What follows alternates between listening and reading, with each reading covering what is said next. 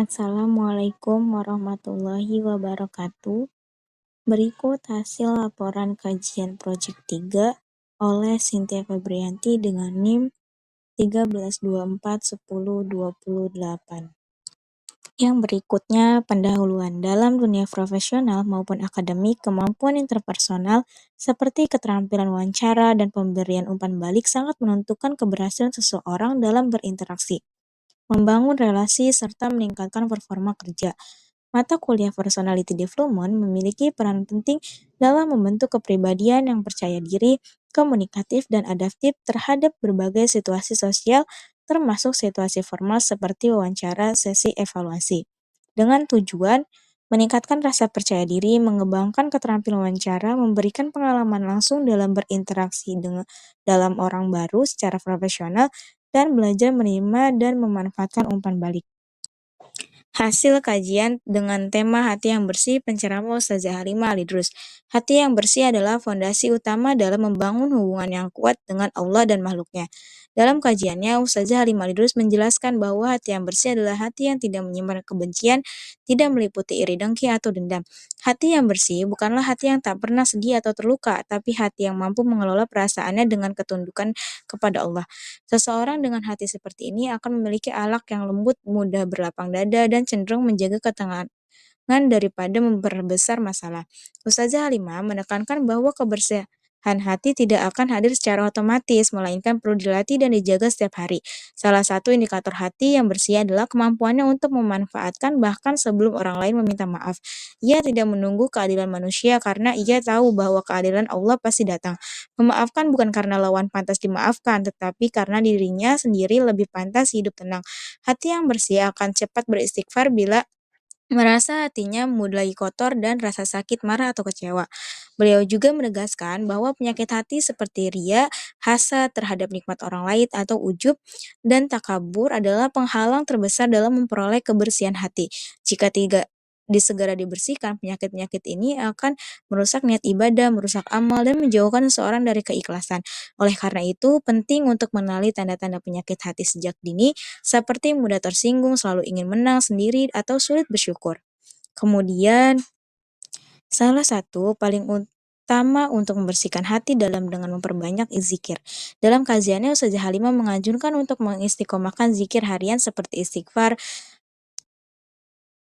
Ia zikir bukan hanya untuk pahala, tapi Rasulullah SAW bersabda, "Ya Allah dan salawat kepada Nabi Muhammad juga untuk terapi jiwa. Hati yang terbiasa berzikir akan tenang, lembut, tidak mudah terpancing emosi, dan lebih mudah tunduk kepada Allah." Zikir juga menjaga hati dari was-was dan bisikan setan yang merusak niat dan perasaan. Selain zikir, Ustazah Halimah juga menekankan pentingnya memiliki lingkungan dan teman yang baik. Teman yang selalu membicarakan dunia, mencela orang lain, atau membawa aura negatif bisa menjadi racun bagi hati, sedangkan teman yang senantiasa mengingatkan kepada Allah, mengajak dalam kebaikan, dan mendoakan secara diam-diam adalah nutrisi terbaik bagi kebersihan hati. Karena itu, menjaga hati juga berarti menjaga siapa yang masuk ke dalam lingkaran pergaulan kita. Kebersihan hati akan tampak dalam sikap seseorang saat menghadapi musibah dan ujian. Bila ia ikhlas tidak menyalahkan takdir dan tetap bisa bersyukur, maka hatinya bersih. Ustazah Halimah menekankan bahwa kebersihan hati bukan berarti hidup tanpa ujian, melainkan bagaimana kita menghadapi ujian dengan kesabaran, tawakal, dan keriduan.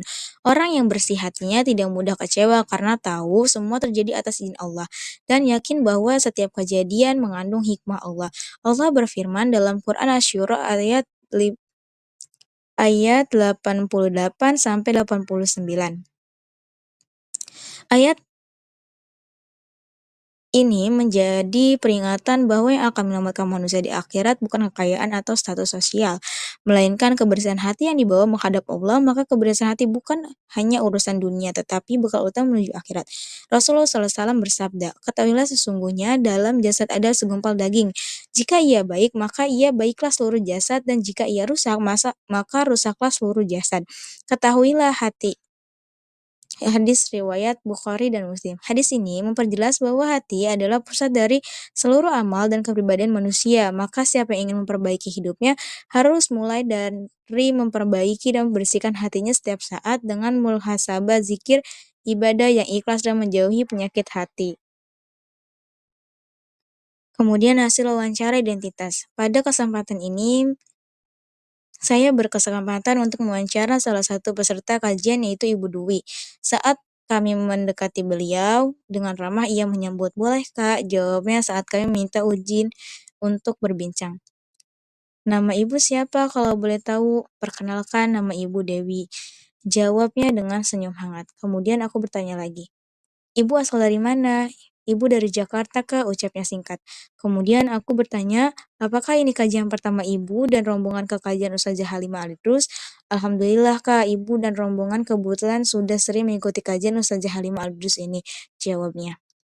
Kemudian aku bertanya lagi, "Apa tujuan Ibu mengikuti kajian ini?"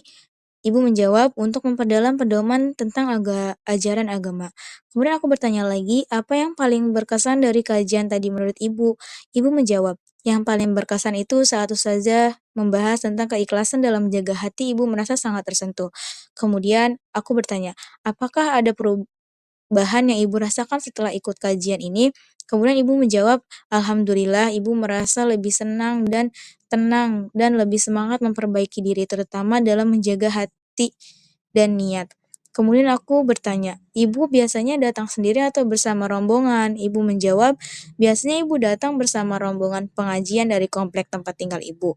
Kemudian aku bertanya lagi, "Pesan Ibu untuk teman-teman muslimah yang belum sempat ikut kajian seperti ini?" Ibu menjawab, "Jangan ragu untuk datang, ilmu yang dapat sangat bermanfaat, suasananya juga sangat nyaman dan penuh keberkahan." Ibu menjawab dengan penuh semangat dengan senyum hangat. Kesimpulannya, latihan mewawancarai narasumber secara langsung memberikan pengalaman berharga dalam membangun komunikasi yang efektif. Melalui kegiatan ini, kita belajar bagaimana menyusun pertanyaan yang relevan, bersikap sopan saat berbicara dengan orang baru, serta mengembangkan kemampuan mendengarkan secara aktif.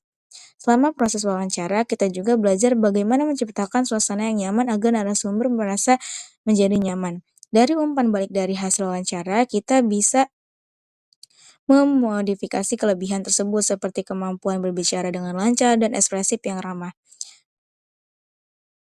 Latihan ini sangat penting dan sangat bermanfaat dalam komunikasi interpersonal, memperkuat kita dan bisa membuat menjadi bekal yang penting untuk masa depan kita agar kita bisa berbicara secara profesional di berbagai situasi di masa yang akan datang.